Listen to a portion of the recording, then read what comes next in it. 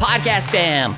John Spence is recognized as one of the top business thought leaders and leadership development experts in the world and was named by the American Management Association as one of America's top 50 leaders to watch, along with Sergey Brin and Larry Page of Google and Jeff Bezos of Amazon. John Spence is an author, international executive coach, professional development educator, virtual trainer, strategic planning facilitator, keynote speaker, and developer of online learning programs. John was the owner or CEO of 6 companies and currently serves as a board member or advisor to several organizations and executives. As a consultant and coach to organizations worldwide, from startups to the Fortune 10, John is dedicated to helping people and businesses be more successful by making the very complex awesomely simple. I have a feeling that he is going to do that in today's episode 159 of the WHOA GNV Podcast. You are listening to WHOA Podcast, coming to you from Gainesville, Florida. Hello, everybody, and welcome to another episode of the WHOA GNV Podcast, the podcast bringing you businesses and individuals that make you go, whoa.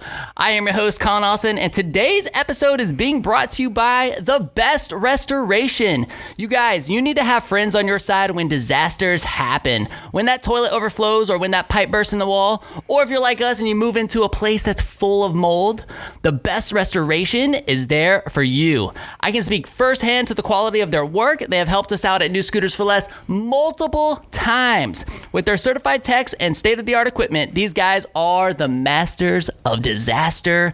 Give them a call at 352-505-3321 or visit them at thebestrestoration.com. And you guys, Gainesville is growing every day, and no one knows that better than the GNV Commercial Advisory Team at Colliers Gainesville. They help businesses and investors of all sizes buy, sell, lease, and manage their properties in North Central Florida. The GNV Commercial Advisory Team has the most local experience and expertise in town, plus the resources of a global firm to get your commercial real estate deal done. Ready to get started on your next commercial project? See what they can do for you at colliers.com/Gainesville. Thank you to all of our amazing sponsors. Be sure to check them out at whoagnv.com/sponsors. You can get links directly to their websites. Please support these companies because they are the ones that make this possible. And you guys, they really made this possible because we have an amazing show lined up for you today. I am so excited to welcome back John Spence, author, coach, speaker, educator, and business extraordinaire. Those are my words. I like them. Do you like them? I'm good with that. Those are my words, not his necessarily. But John, welcome back, man. Thanks, Colin. It's good to be back, my friend. Do you know what episode this is? What number? I have no idea. This is episode 159. Wow. Okay, and I had to go back and look because you came on in one of our earlier episodes. It was episode 52.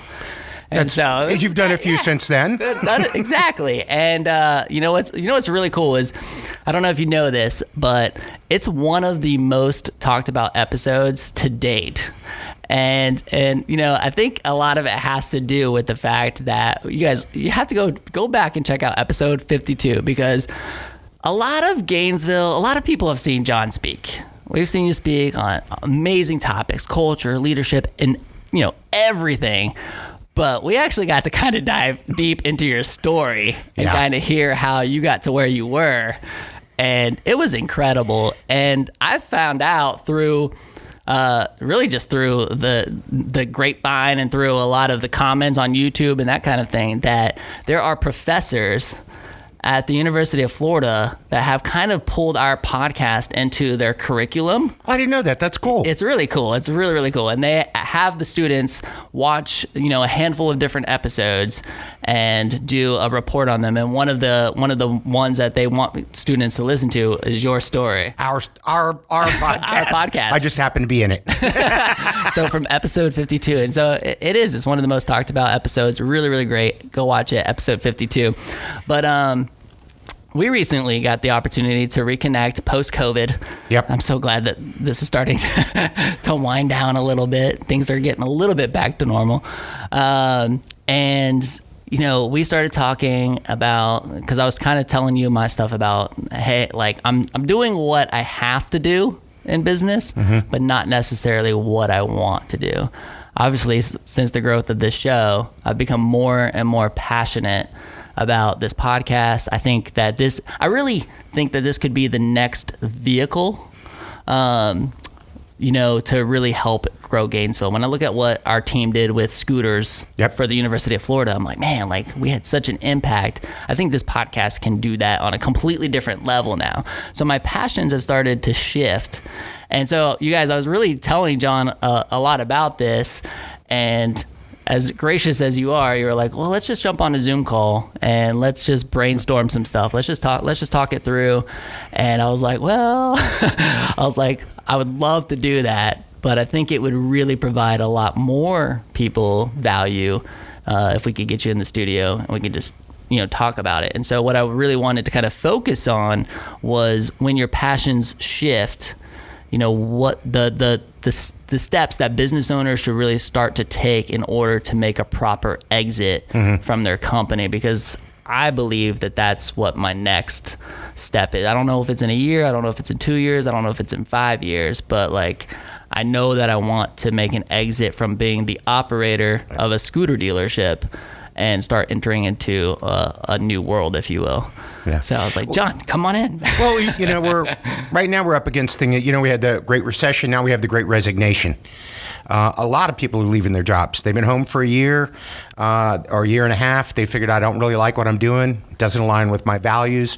I want to spend more time home with my family. So I see a lot of not only employees but business owners saying, I'm going to make a change. I'm ready to go try something different. And you and I were chatting about small businesses here in Gainesville, like mine, yours. And there's a challenge to that, because other than your building and your scooters, you don't really have much other assets long term. And we were talking about the fact that this podcast is now a major part of your marketing for your company. And if you're not doing the podcast, you're not driving business to the doors here, because that's how you've created a lot of your brand. Would you agree? Yeah, I think it's definitely become a part.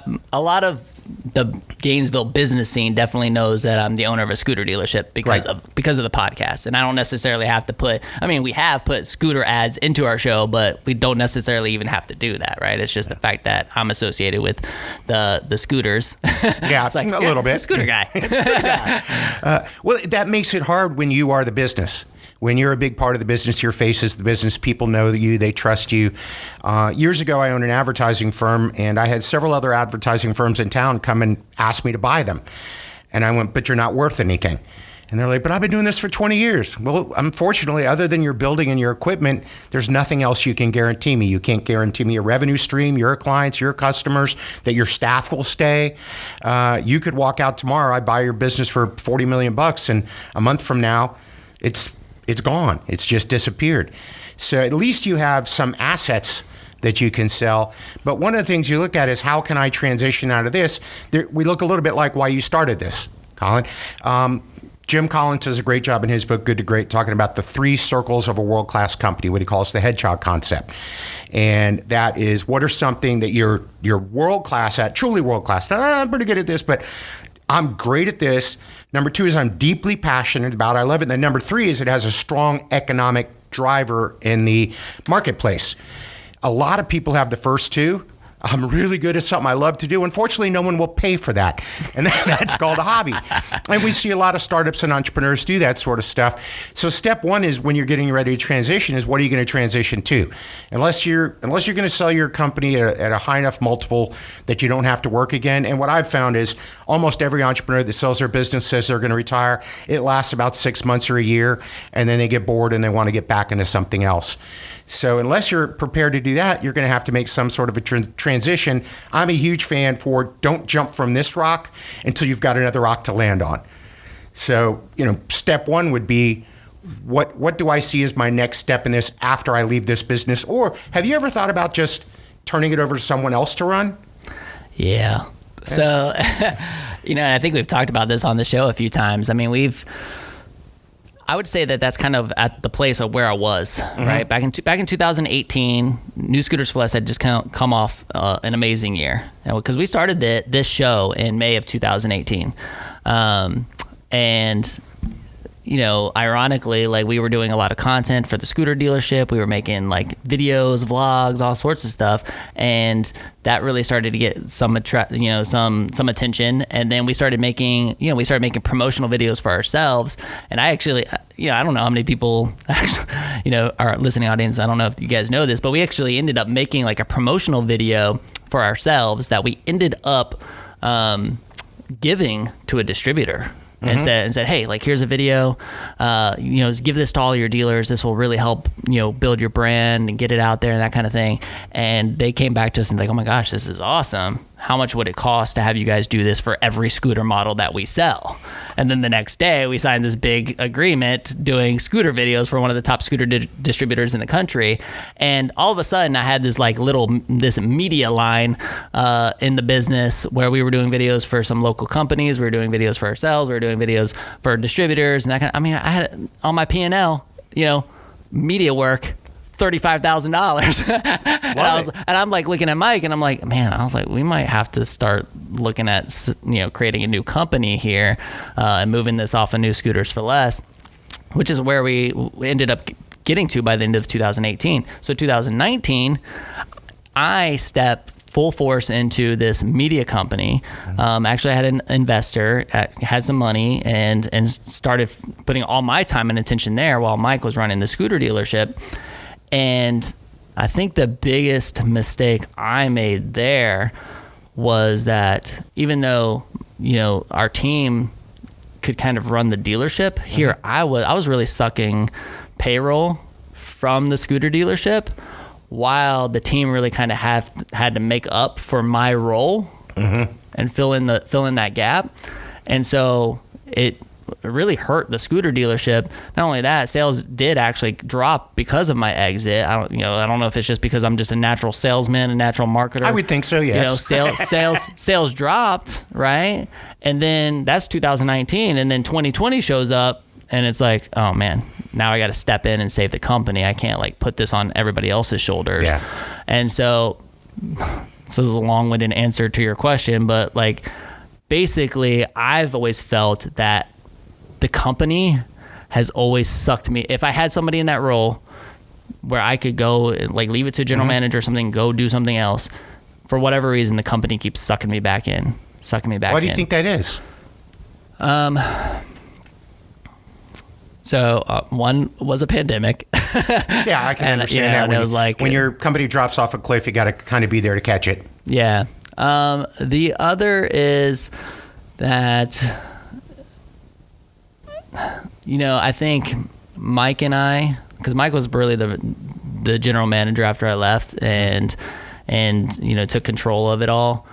I think he and I were too similar from the standpoint of we both have a hard time of holding people accountable. Sorry. John's a big accountability guy. Yeah, second biggest problem of every company in the world. Yeah, it's, I was always one of those guys that's like, I want to know like what your vision is, what your goals are, how I can help you as a leader achieve them. I'm all into that. Like, but I don't want to be the guy sitting down with you because you're showing up late to work and doing your 4 pieces of paper and, which is in the first episode, by the way. You guys should definitely check it out. Great accountability plan that John has. But, I don't want to do that stuff. Yeah. And unfortunately, neither does Mike. No, well, what I mean? That could be a problem. Yeah. Well, I'm doing a lot of executive coaching now. My whole business changed when the pandemic hit. I was on the road an average of 200 days a year all over the world, and literally one day it stopped. I have not traveled. Actually, in 2019, I traveled about 187 days. In 2020, one day. So everything immediately for me went virtual, and we had to change the whole business model, as you've had to do and many people have. But I was coaching some folks today talking about succession planning. I've got one guy working at a Fortune 500 company. He really wants to move up higher in the organization, and part of the problem is he has no one he can replace himself with. And his senior leaders have said, you're too valuable where you are. I can't take you out of that position to give you a promotion because I don't have anybody that can do your job. So that's a big thing. If you own a company, you don't want to sell it. You need to be thinking 18 or 24 months, 36 months down the road of how do I groom someone that does want to do this, that wants to help people, hold them, doesn't mind holding them accountable, that sort of stuff, and get a plan in place where you can set it up that when you step out of the business. I've got one CEO I'm still coaching. He took 6 months off to be with his kids. But for a year and a half, we were preparing somebody else to step into his shoes. He still owns a company, but we made a rule. You're not allowed to call for 6 months. If there's a major emergency, we need you, we'll call you. Other than that, this business doesn't exist without you. And by the way, they are making more money than when he left. Dang. And it was a very successful company, but he's out in Yellowstone with his kids, and his company's doing about $60 million a year at 18% growth and a very nice profit margin, and he hasn't talked to anyone in the company in 6 months. But that's because there was a plan in place. So, he's going to come back. I don't even know if he'll stay in his company, depending on what his sabbatical goes like. But he also said, I'm not getting out of business. I'll start another company, or I'll create an offshoot of the company, kind of like you are, the media part of the house, but I'm still going to own that. But I'm going to refuse to talk to anybody in that company about anything but what I'm interested in. So he's been real clear on being able to find someone that could take his position so he could easily step out without any worries. Everything that you just described is the dream.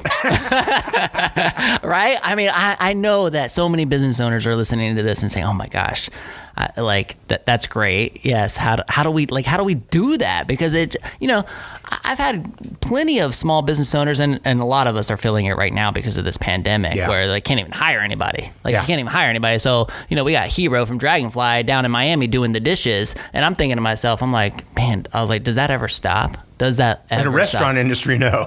Yeah. So for me, I'm just like, man, the idea of being able to own this scooter dealership and not ever have to step foot in it is a dream. That'd be a dream come true. Well, but I don't know if it's possible. Well, two things. One of the things I wanted to make a point on that is in certain industries, it's what I call milk the cows. You got to be there every day. You got to be up at 3, milk the cows, got to milk them again in the afternoon. Restaurants is one of those. Your business, if you're not running, is not one of those, nor is mine.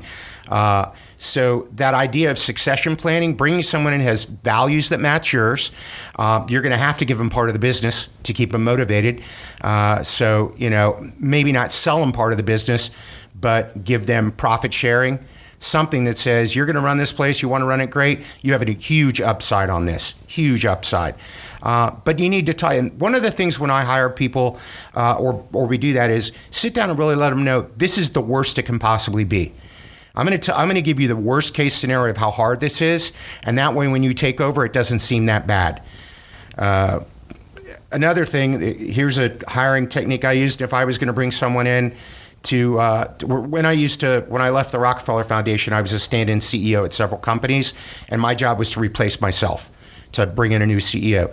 And I only had a couple questions, and one of them, which if I were going to turn a business over to somebody, would be, they'd walk in, I was in my 30s and they're in their 50s, and I'd say, could you take the next hour and in as much detail as possible tell me everything you know about our company, our top 3 competitors, our industry, and where you see it in 5 years. If I was going to let someone take my business over, they would know that stuff pat. They'd have a vision, they'd be clear, they'd understand the competition, they'd be excited about the marketplace. And then I have another phrase, I wouldn't work with you if I won't work for you.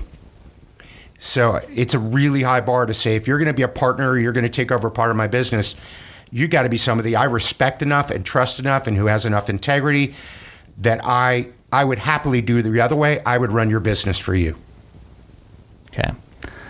In a world where I feel like transition happens so much more than it used to in the past, right? People used to get a job and then they would be there their entire lives. They would work for a company their entire lives, right? That doesn't exist anymore. I know. So I hear this and I'm like, I felt like I was lucky because I had Mike. Mike had been working. I mean, he had started working with me in 2004, left for some school and some other stuff, and then came back later and worked with me for several more years. But even now, like, he's not here today, and a lot of his, got engaged. Life happens, right? Yeah. And is no longer living in Gainesville. So, that's the bottom. Like, life happened. I mean, even if I found that person, I'm so afraid that life happens and they leave after a year, and then I'm back in trying to find another one to replace him. Well, and I don't know the size of the other organizations that you were kind of talking about, but on like a small business like this one, like, that's a big deal, right? Because I'm gonna have to go. I could be on my 6-month sabbatical and find out that, life happened, general manager left, and now I got to go step back in to replace him again and go through that process again. That may happen, but you've just made a point. You should not have to go through that process again. Whoever the new general manager is should be training their replacement. From the first day they get here, the first month, identify somebody they think has talent, that's interested in the business, and start from immediately getting them ready to take over their job. If they have to leave or life happens, or if they want to do the same thing eventually, is say, I'd like to move out and do something else with you, Colin. Let's start another business over here, and I'm going to put Susie in charge of this place now because I've been getting her ready for 1.5 years or 2 years. There should always be a line of succession in every and it's even more important for a small business, because if you've got 10 employees, you lose one, you just lost 10% of your workforce. Yeah. If you have 10,000 and you lose 100, big deal. It's not that big of a deal. So it's even more important in a small business to look at succession planning, to look at, owners and directors insurance and all the other stuff you have, because your margin for error is so much smaller than, and by the way, the business I was talking about, it's a business here in Florida, 130 employees, $50 million in revenue, a large business, but in the scheme of things, it's basically a family-owned business. Okay. Yeah. So, they've got a little bit more room. It's one of the things that I think is really interesting with small businesses is it's even more important for you to spend the time to find talent, because every single person is integral to your company. If I've got a big company, a couple people are mediocre, I can survive that. You got a company like this and a couple people are mediocre, you don't survive that. Yeah. That's huge. Well, so one of my questions would be, for somebody like myself who's planning an exit, I mean, do you think it's better to find somebody to run the business and hold on to it, or is it better to sell and exit? It depends on what the profitability is, and if you believe it's a business that can be run without you. So you and I were talking about, for some businesses, we'll use me as an example. My business is me. And I have people approach me all the time. I'd like to be your partner, this, that, and the other. And it's sort of like, well, if you're good enough to do what I do, you don't really need me. You could go out and do this on your own. And, why would you need me? And I am the brand. So, and I know I've built that into my own organization. I'm right now looking at creating other parts of my organization, partnering with some folks in New Zealand and Canada and some other stuff to be able to make sure that if I decide to step out, I've got 8 or 9 trainers, partners, and associates, if you will, that are going to be able to come in and step in and do it. The hard part is if you do sell your company to somebody else, depending on the size of the company, most people are going to ask you to stay for a couple of years. They're going to, most VC companies, when I see that, if they buy somebody's company, you're locked in on a contract for 3 years plus 30% of your payout has to stay in the business as an investment. So even then, and here's what I see all the time is, the minute people sell their business to somebody else and they say you have to stick around for a couple of years to keep it running and turn all the contracts and relationships over to me, usually that person just checks out. They didn't want to be there in the first place. Right. So now they've sold a business and they're still locked in for 3 years, where they now have to take orders from someone else. Someone else has all the power and all the money. You used to run it. Now someone else is telling you what to do. And you have to meet certain numbers. And if you don't meet those numbers, you don't get your payout. So why do you think most businesses end up hanging on to that person for that long? Is it just because they're so afraid that they can't do it without them? Oh, you mean the owner? Yeah, the owner. 2 reasons: relationships, and then they don't want them to go start another company. Most of them have a non-compete or some sort of, you can't go to the competition. But I have seen when that wasn't in place, where someone sells their business to somebody else and takes the money and goes right over and builds a better business. A different way of doing it under a new brand or something else that doesn't have maybe some of the baggage that the brand they own had, or they wait a year or two and then enter the market. But they ask them to stick around to keep the relationships going, to train their replacement, to help other people understand the processes and the systems. I mean, you're an example. Almost every entrepreneur is, you started this from nothing. You know it intricately. You know how it works, how much inventory to buy, what kind of inventory to buy. You know how to look at your customers, see what they're interested in, new products and services you can bring to the market. You know that because this is your baby. And for most people that know small business, it is like a baby. It's hard to let go of that baby and give it and put in somebody else's hands. Yeah. Well, and it's interesting that you say that, because now, because now that I have really started to zone in on, okay, I got to stay in this business a little bit longer. Yep. I don't know. I don't really want to. Again, it's kind of going back to the fact that, like, and let me be very clear, and I know I've said this in previous episodes, but to be very clear for this episode, I love this business. Oh, it's a great business. Yeah, I've had this for 17 years. I'm just definitely reaching that point in my career where I feel like my life and, my purpose was meant for something much greater than owning a retail scooter dealership in the middle of Gainesville, Florida. And 17 years is a long time to do something that is fairly rote. I mean, you get scooters in, you sell scooters, you fix scooters, you get scooters in, you sell.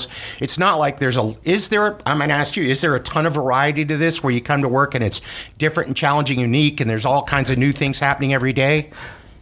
There's always very new and interesting customers and problems.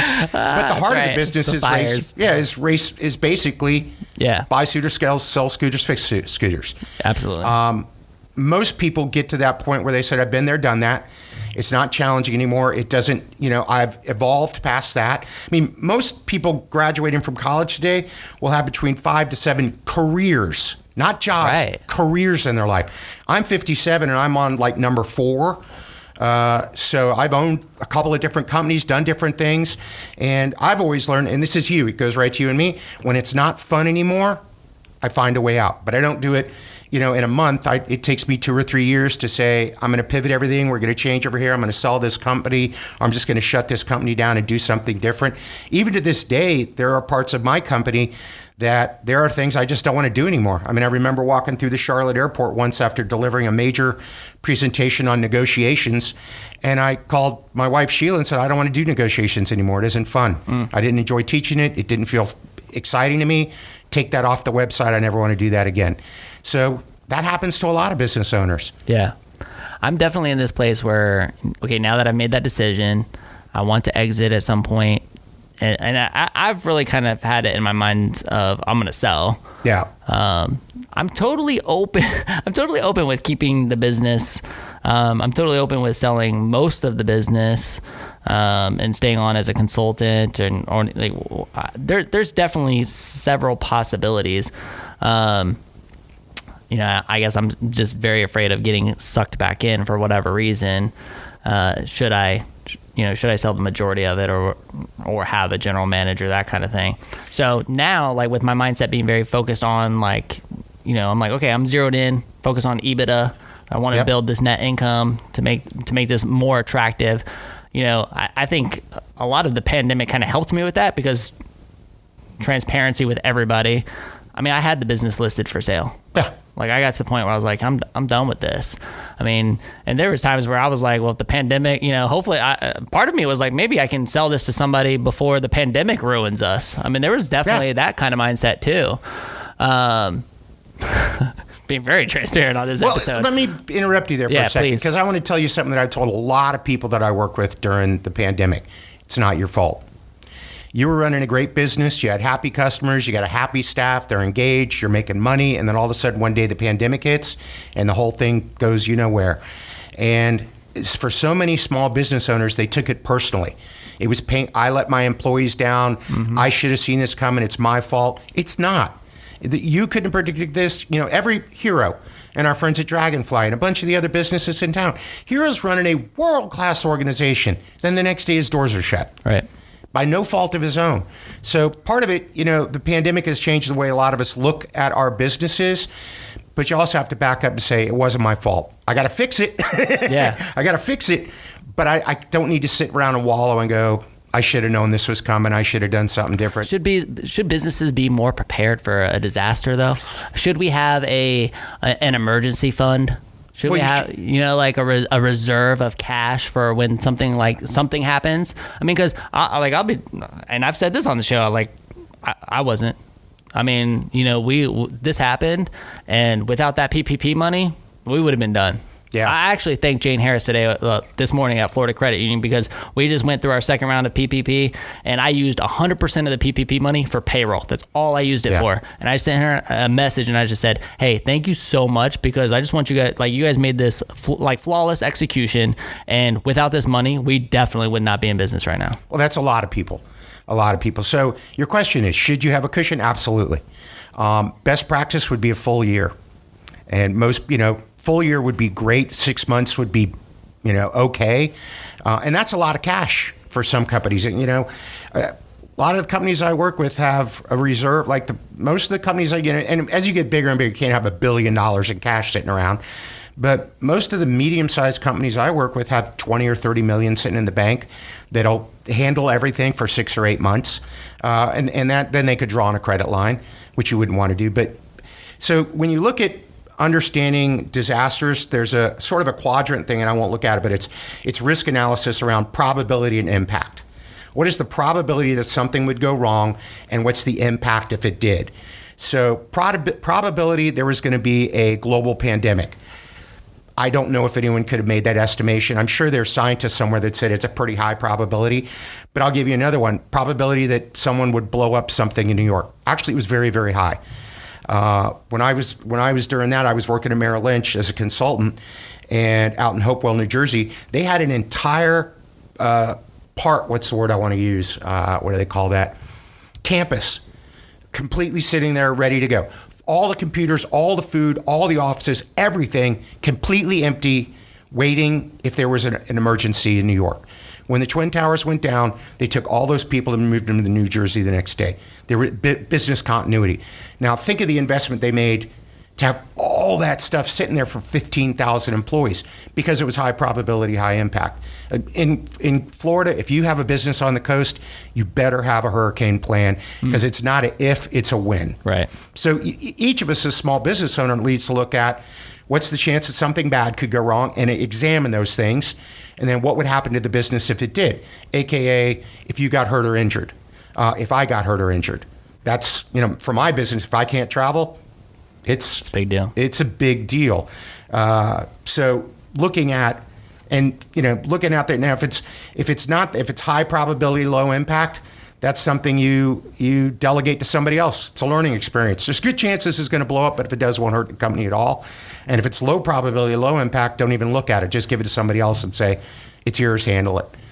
And when it's high probability, high impact like that, that's when you have a contingency plan. That's when you put money away for just in case something like that happened.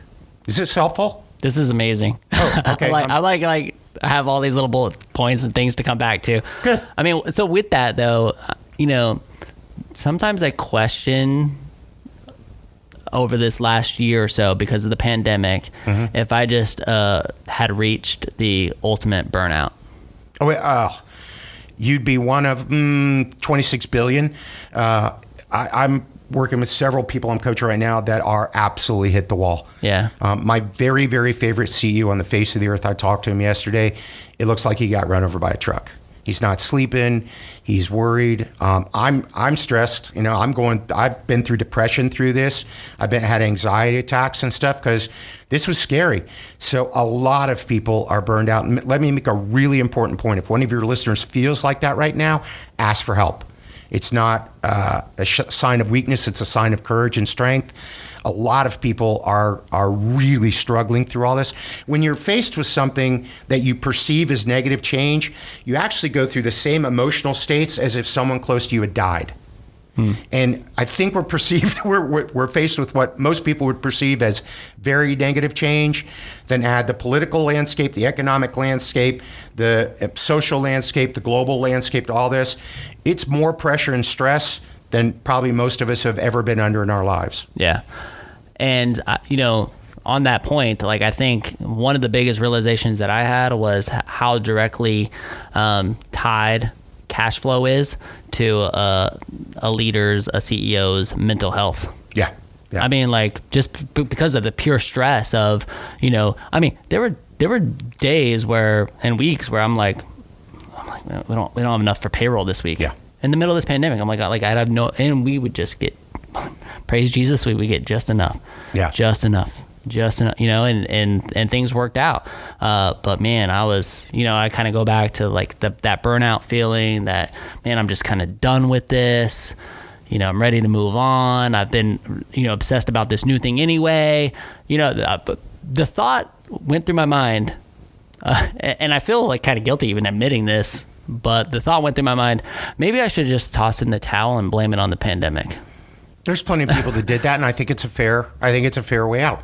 If you're even though I knew that I could figure it out, I knew I could figure out a way to get through it. Yeah. Like I could have gone out and, you know, raised more money. I could have got, you know, I know that I could have figured out a way to get through it, but the thought was, nah. That thought has gone through many entrepreneurs' mind in the last year and a half. There's a lot of people that were right at the brink, just barely making payroll, meaning, and I've been there, done that. I've owned companies where if you're an entrepreneur, everybody gets paid before you. Right. And then, you know, somebody asked me once, what one of the hardest parts of being a leader is. And I remember, you know, some of the larger companies I've run, laying awake at night and thinking about the 110 kids I had to put through college. I don't have kids, but I worry about the families. They got to pay their mortgage. They got to take care of their kids. They got to send them to college or whatever they want to do. And that's as far as I'm concerned, that's my responsibility. I'm the one that asked them to come and work for me and promised I'd take care of them. Right. Now they understand if there's a pandemic and you have to lay some people off, it's very painful, but they don't look at you and it's just because he wants to take more money and buy a bigger boat. So he's, you know, jettisoning a few of those so he can get more cash flow or whatever. But, you know, again, everybody's burned out. A lot of people hit the wall. We have a lot of friends. I know that I've talked to them that they were right on the edge too of, I just don't know if I could do this anymore. It's too much pain. It's too much stress. But you pulled through on the other side and you were able to keep some people paid and paying their mortgage and taking care of their family. So here's another interesting thing. I think a lot of the transparency that I had led to me losing a lot of my team. From the standpoint of, you know, I was just very straightforward. I'm like, look, I mean, I sat down with my team and I told them, I was like, look, I got enough PPP to get through the end of April. I don't know what's going to happen after that. I think that's good. I'm a huge fan for massive transparency because what happens if you walk in and go at the end of April, hey, everybody ran out of money. Sorry, you don't have a job. Right. You know, that's why I was trying to help. The problem is that a lot of them went out and got new jobs, and now we've made it through, and now here I am with, you know, a business that normally runs on 20 people has 6. Yeah. and I'm struggling. I'm like, I mean, but at the same time, I'll tell you this, and this is, I have a feeling that a lot of entrepreneurs out there are in this same boat. They're really thinking this through. Now, I don't want to say I'm kind of rekindling that fire because I've been on the showroom floor. I'm unlocking the door in the morning. No. I'm unlocking the door. I'm working from 9:30 to 5:30. I'm locking the door. I'm like business. Hey, you want to go out and grab some lunch? Can't because I'm working the showroom floor.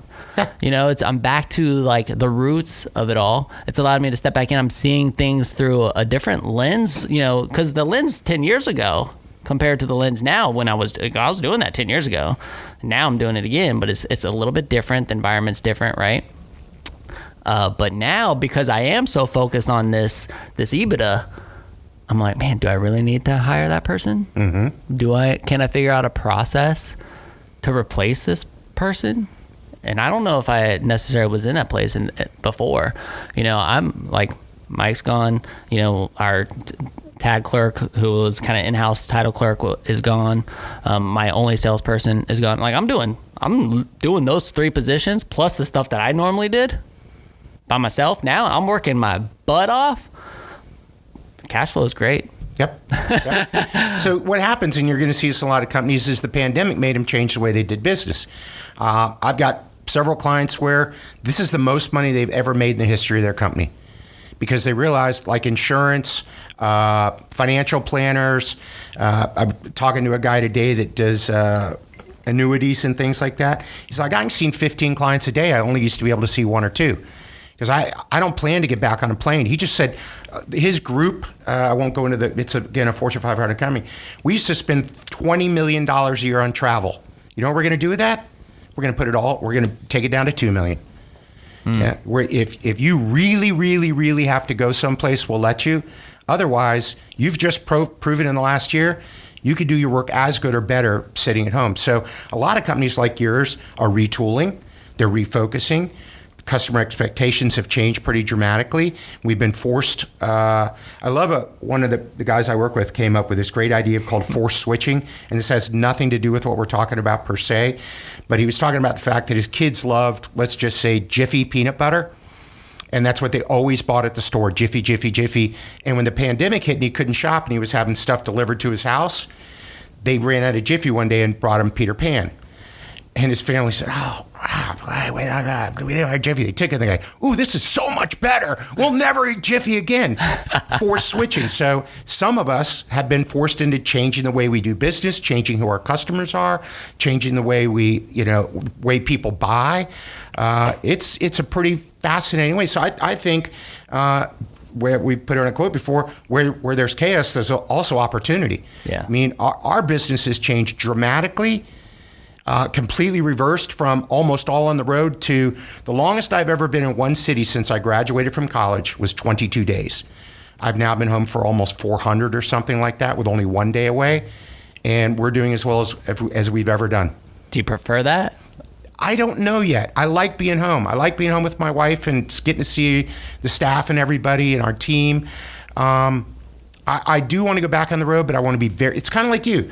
I don't want to be traveling to Detroit and flying, the red eye to get home. I think I'm going to pick stuff like I'm going to go to New Zealand or Australia or, someplace really beautiful. But the ones that, and this is another thing, the ones that aren't a real target client for me, which is good companies that want to get better, good executives who want to get better, and the audience is not all potential customers, I'm going to refer that away. I'll let somebody else take that because it's better for me to sit at the office and read, study, learn, write another book, and talk to the clients I have now. And totally different than 2 years ago. Totally different. So this is kind of off topic as well, but as a one-man show, like how do you divvy up your time? I mean, I know that your wife and you have a great team, but like as the speaker, the coach, like how are you dividing your time between coaching and traveling and speaking? And okay, so if you were going to have a pie chart, what would that look like? It's going to be a pie chart is 80% of my time I work on content and learning. Oh, wow. 20% of my time I work on, catch emails and things like that. But luckily I've gotten to a place I have Adriana and Domingo on my team, Sheila, and they do almost all the back end. So, I read for an hour and a half, 2 hours a day every day. I might talk to 3 clients a day at an hour and a half. So a typical day for me now, this is changing, is 10 in the morning till 6:30 or 7 in the evening while it's summer. Okay. When it becomes winter and it changes, I have a rule. No matter where when I'm home, I'm always going to watch the sunset. Period. That's awesome. And unless a client calls me with an absolute emergency. One of my lines in the sand, like I'll make it home tonight to watch the sunset. That was one of the reasons I timed it out. Okay. Because that's a rule. Because that's one of the things that brings me peace and keeps me grounded, and gets me re-energized for the next day. But yeah, luckily I've gotten to a place in my business where I've 80% or almost all the stuff that I don't want to do is done by somebody else to let me do. I'm up for another award again, or we're getting ready for top 50 in the world at what I do. If I didn't have the time to read, study, learn. Well, by the way, one of the other things the pandemic has been so cool about, if there's an upside, is I've connected with people around the world that I never could have talked to because we as a group were always on planes. So I've been able to read a book and pick up the phone, send an email to the author in Moscow and say, cool. Oleg, how you doing, brother? And it is Oleg Konovalov is a guy, I read his book, I loved his book, I sent him an email. We're now writing a book together. That's awesome. That never would have happened without the pandemic. Never would have happened.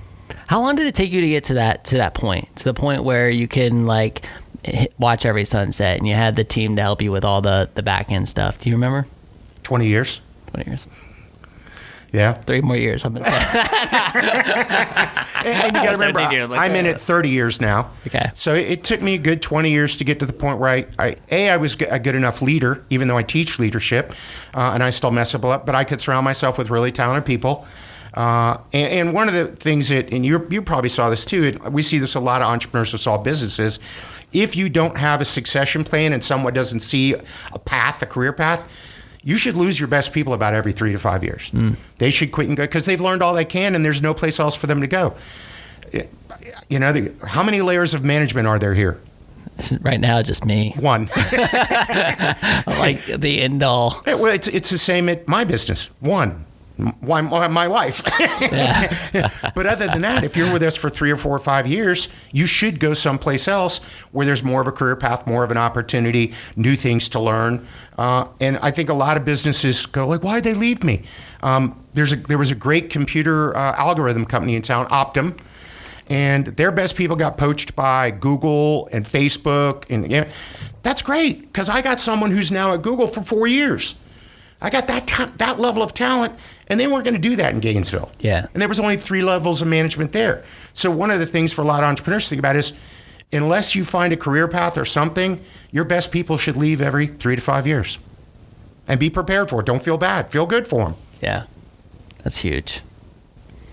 This has been amazing. I mean, like, it's crazy that, I mean, we talk so fast, which I love. I want to cram it in. I mean, we're already getting at like the 50 minutes, which is crazy. But real quick, before we wrap this up, like, what are you reading right now? You're spending all that time reading. Like, what's So I just read a book by Adam Grant called Think Again, which is about how we have mental biases in decision making. I'm reading at night. I refuse to read business at my home, so I'm reading Seneca. I like Stoics a lot. Let me see. I'm trying to think. I've read a couple of really good books lately. Awesome one on vulnerability as a leader from Brene Brown, who she did some amazing TED Talks. Has one leading. Wait a minute. Hold on. Daring to lead. I'm trying to think. Hubert Joly, who was the former CEO of Best Buy, he was the one that turned it around. He has an awesome book out called The Heart of Business, and it's all about loving your people. And when he came in and they were in serious shape, but he 10x'd it twice up to like 48 billion. He said it's pretty simple: people first, customers and processes second, financials will take care of themselves. And he went in and turned that entire company. And every great CEO I've ever worked with, and every great company, that's the way he looked at it.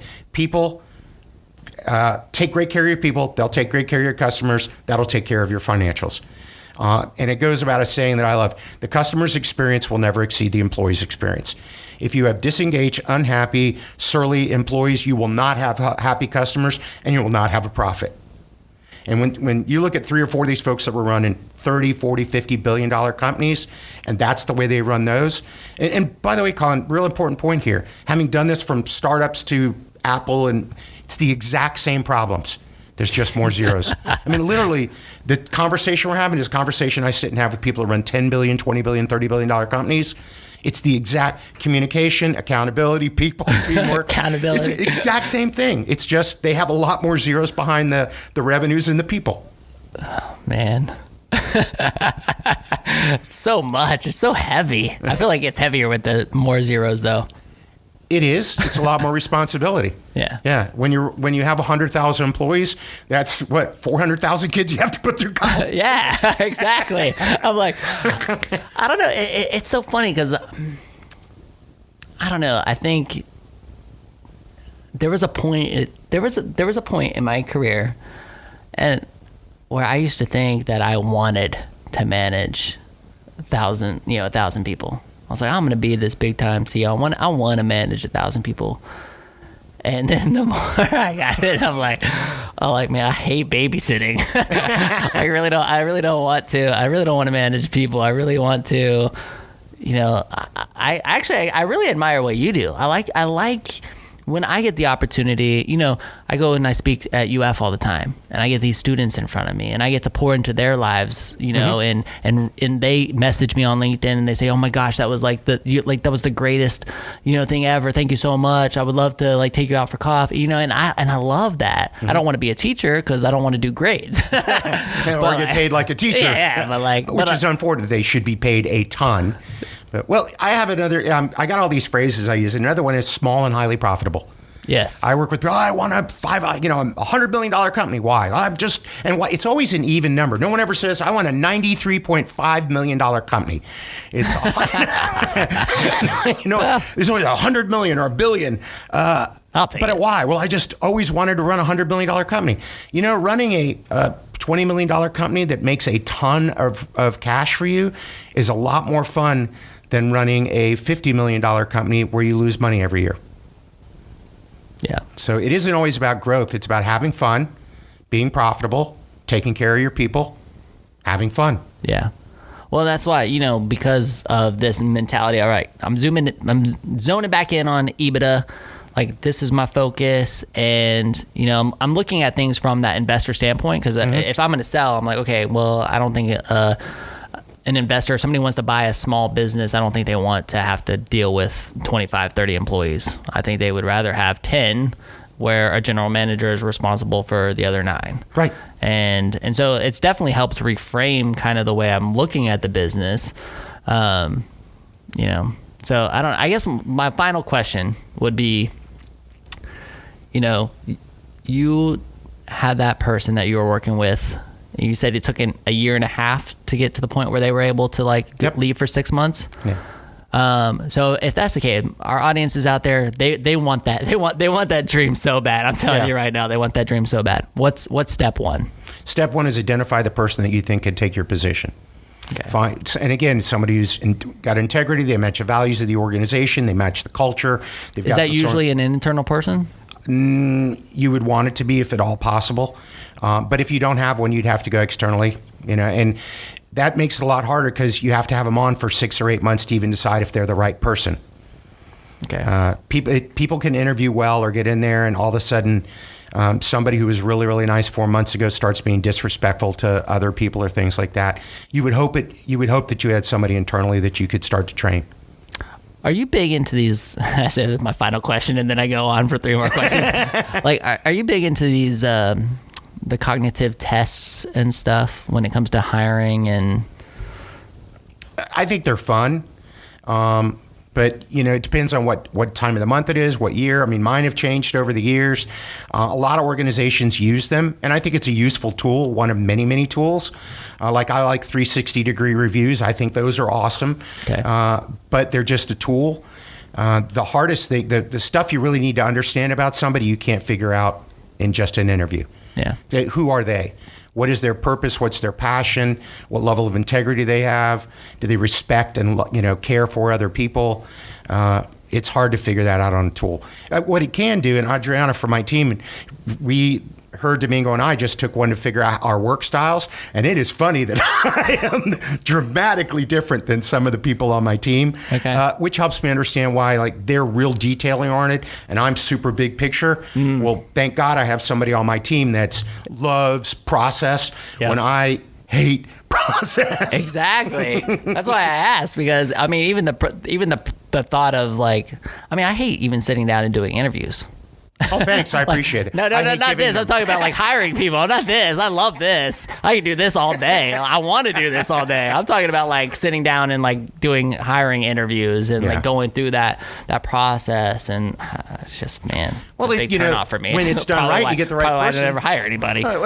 If it's done right, you get the right person, it changes your business. Right.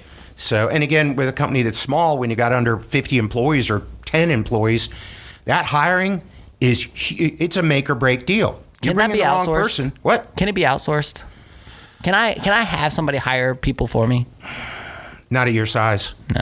No. Other companies, larger companies can do it, and even then, there's a final interview. That's what headhunters are for.